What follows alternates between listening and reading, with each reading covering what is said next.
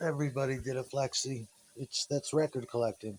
That's turntablism and vinylism. That's what flexis are. If you ever bought the original "Give Me Convenience or Give Me Death," it contained a free flexi of Night of the Living Rednecks, which also contributes to the Misfits Ted Kennedy's myth. And I forget what was on the other side. It might have been the Prey. Yeah, that's because Johnny Rotten was talking about making a flexi of "God Save the Queen." Yeah, all bands did that. Flexis. Like if you bought a keyboard player magazine or guitar player magazine back in the day, they would, instead of having commercials, they'd give you a flexi, and the flexi would demonstrate whatever product they were trying to sell. Back when you used to order through pressing houses, a flexi pressing run was might have been included in your package. Well, you have some money left over. Do you want us to make you? Do you want to? Do you want to make a flexi? If not, you could put it to something else. You can have square records, triangle records, rectangular records, uh, anything but oval. Well, you could have oval depending on where you start the groove. Records are amazing. Back in the 80s, when you used to listen to radio shows or commercials, they were often taken from 12-inch records that you'd play once and maybe twice a year, depending on if your program scheduling got fucked up. And then you'd throw them away. Um, Broadcasting corporations, rather than using tape, for some reason it was cheaper to press records for DJs to play. You'd have some, and if you were listening to a 4 hour program, you'd have you would have discs A, B, C, and D. You would put, and most of the time they were one sided. On the left turntable, you put side A. On the right, you put side B. And as you were playing side B, you'd take off record A, put C, and as B was done, you'd start C. Then you'd likewise do the same to the second turntable D. Most of the commercials were included on the records, but sometimes they take them off carts. A lot of the times the records would have the commercials right on the record, and sometimes, most of the time, they'd leave a 20-second blank spot.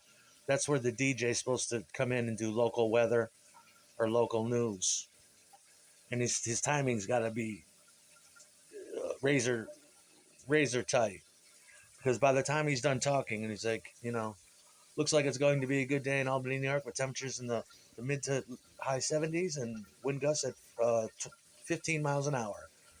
You're listening to W, da, da, da, da, da, and then the record would pick up again. Lexis were part of the package deal.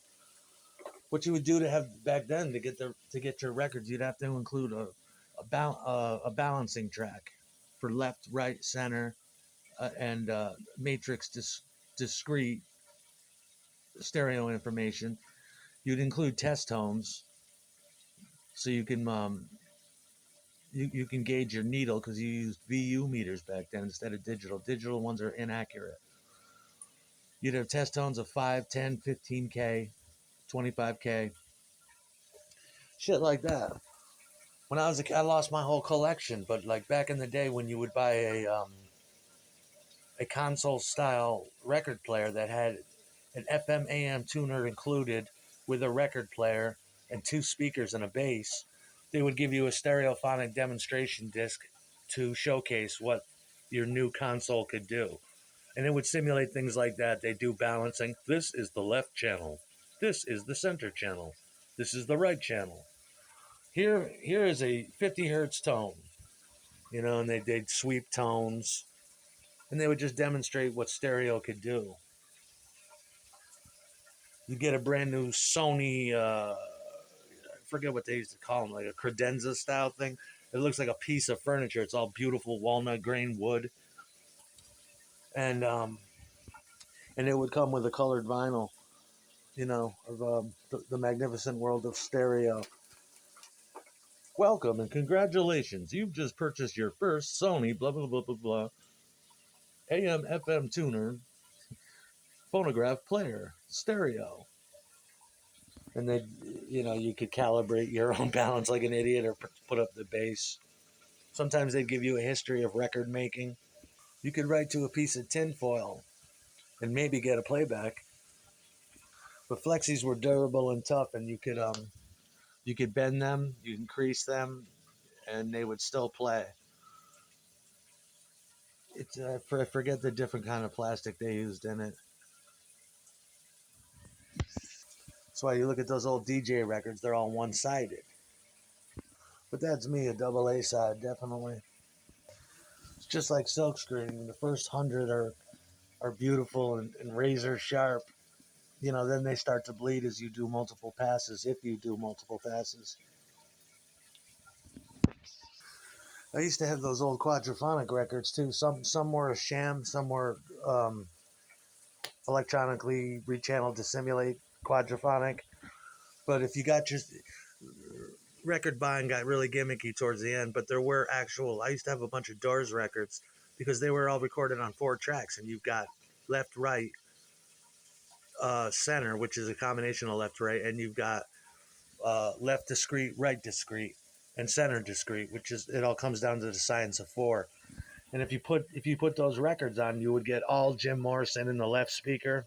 You'd have 4 speakers. You'd get all Jim Morrison in the left speaker. You'd get all Ray in the right speaker. You'd get all Robbie in the back right speaker, and you'd get all John in the back left speaker. There was ways you can wire your fucking receiver too to just to cancel. It's called phase cancellation. You could do a lot with records. You can cancel out all the mono signals, and all that remains is the stereo imaging. You could put secret messages in there that nobody would hear. You can literally put uh, discrete uh, left right discrete audio in there that you would not hear unless you quadraphonically remixed or phase canceled your program. You could still do it. You could still do it on TV. The last time I did it, I was doing it on the E channel. I was listening to Chelsea Handler and listening to the audience clap, and I took the left, and I ran it through my Sony receiver. I took the left positive wire, put it in left positive. I took the right positive and put it in the left negative, and so forth, and wired it backward. And what came out of the speakers was just the clap track. And I always thought that she was doing a live show. But when she would talk, it was completely silent, and all that remained was the clap track. And it still works to this day because most people still use clap tracks. She's really out there talking to just a camera. And there's no such thing as live. The only thing that is live is for like the White House maybe, and then there's probably a 20-second delay on the feed you're getting so that they have time to edit out anything in case an accident happens or something goes wrong. That's called discrete audio. Most of the time, a voice is mono, and a crowd would be in stereo. So in this digital age, you can put in Secret Service messages to a target if you wanted to. You could put any kind of message you wanted in there, and nobody would hear it.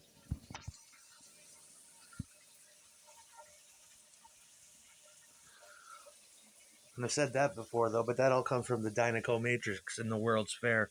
They first figured out 360-degree sound by measuring the distance between the left and right ear. And then the Dynaco company became Dynaco, and then it became the 40s and 50s. And when did stereo come out? Like 58, 57, 58, or something like that. But they actually had it before the Germans had it, and some places in America used it. But it was used for 2-track masters on analog cassette. The concept of stereo was for consumer use wasn't thought of yet.